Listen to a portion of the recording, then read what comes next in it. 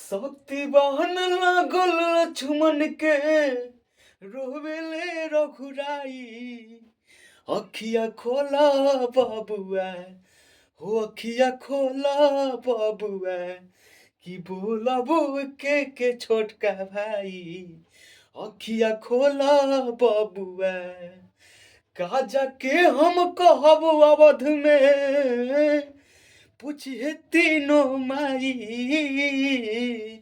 का जाके हम कहब अवध में, पूछे तीनों माई। अखिया खोला बबुआ, हो अखिया खोला बबुआ, कि बोलब के छोटका भाई। अखिया खोला बबुआ, कि बोलब के छोटका भाई। अखिया खोला बबुआ। भैया हम मनीष शर्मा, आपका छोट भाई। अच्छा लगी तो कमेंट करके जरूर बताइब जा कि गाना कैसन रहल।